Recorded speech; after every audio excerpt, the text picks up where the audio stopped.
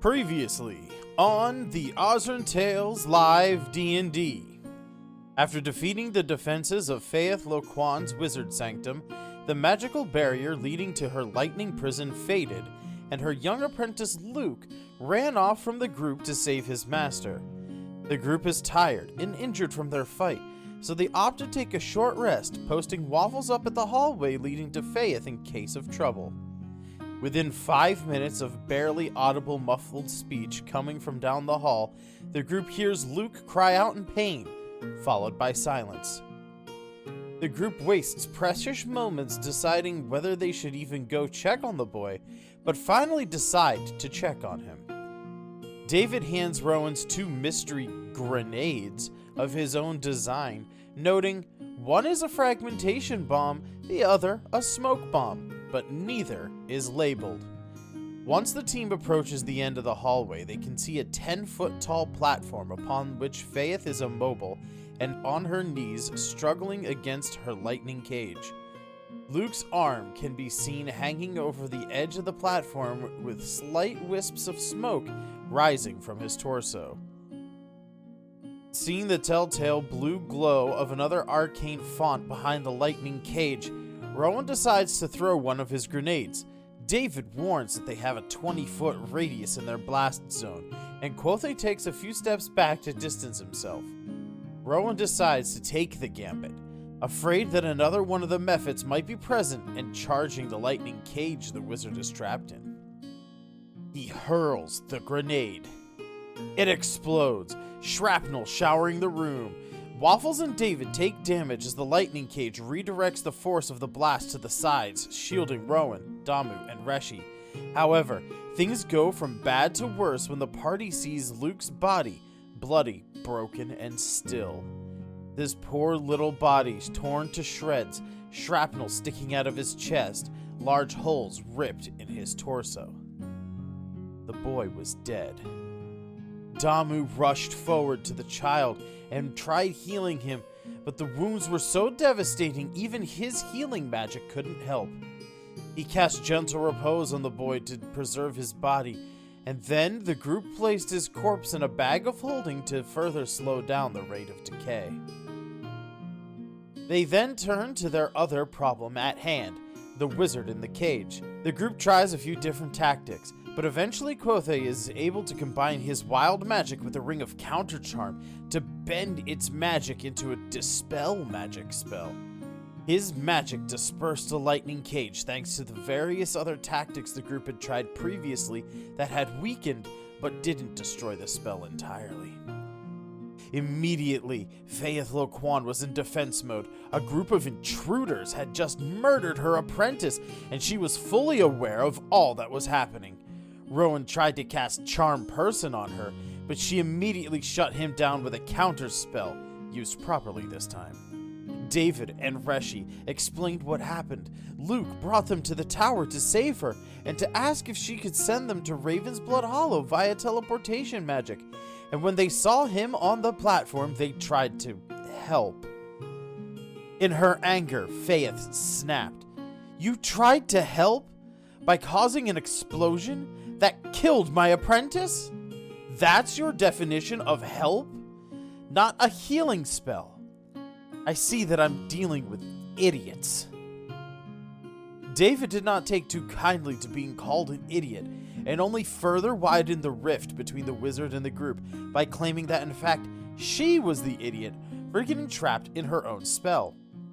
Faith laughed at him and explained that her experiments were about perpetual energy and tapping into the ley lines to harness the power of the earth itself, something that she had under control. More arguments ensued, and Damu tried to calm her down by telling her he had cast gentle repose and preserved life, and they collected his body so they could heal him. Faith commands Damu to bring the body to a font of arcane energy and place him in the pool. Once completed, she orders the group to leave her tower and her city and let her deal with the terrible mess that this party is made of things. Most of the party starts to leave, but Rowan lags behind to apologize with a song. Being the charismatic fellow that he is, his song calms her down enough that she realizes teleporting them 2,000 miles away would get them out of her hair faster than anything else.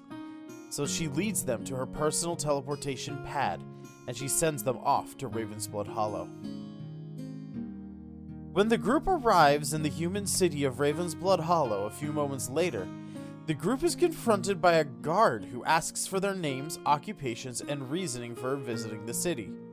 Rowan lies about being a famous chef, Jordan Ramazet, and the guard, clearly seeing through his lie, jots down the ledger anyway, clearly too bored with his job to care if people give a fake name.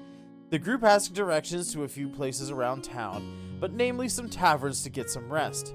The guards give them 3 options: a ladies' bar called Helga's Hole, a gentleman's club called Pollock's Poles, or a more standard beer hall called the Grumpy Goat. The group sets off for the cheaper establishment of Pollock's Poles, but while they are making their way through the seedy part of town near the docks, Rowan is pickpocketed by another street urchin, just like he had been in Reneus Alinar a few days earlier. This time, when he catches the kid starts screaming that he has a knife and is trying to kill him, drawing the attention of people nearby. Rowan offers the kid his other grenade, but never seeing a grenade before, the kid just doubles down on screaming about a knife. When Rowan says it's not a knife, the kid says, "Oh, it should have been a knife. These streets are dangerous," and then shivs Rowan in the side with a dagger.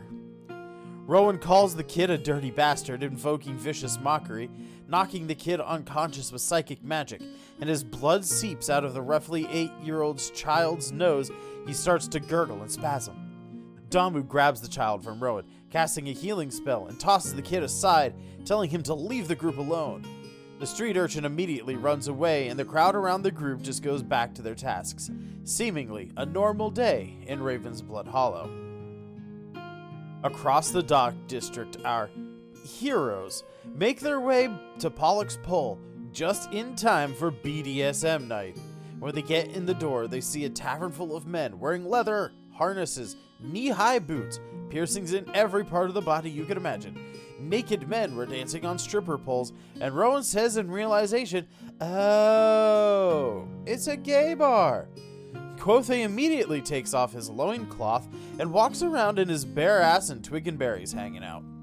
He gets a friendly spanking from various patrons as he walks through the common room to the bar, and finally, after fighting animated suits of armor and rugs, lightning elementals, endangering the lives of children, and quite possibly making an enemy of a powerful wizard, the group could finally rest.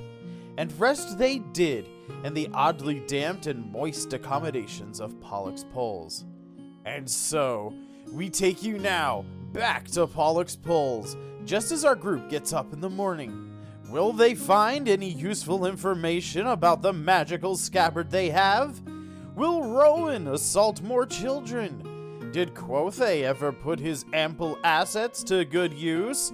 Find out now on episode 16 of the Osrynn Tales Live D&D! Enjoy the show!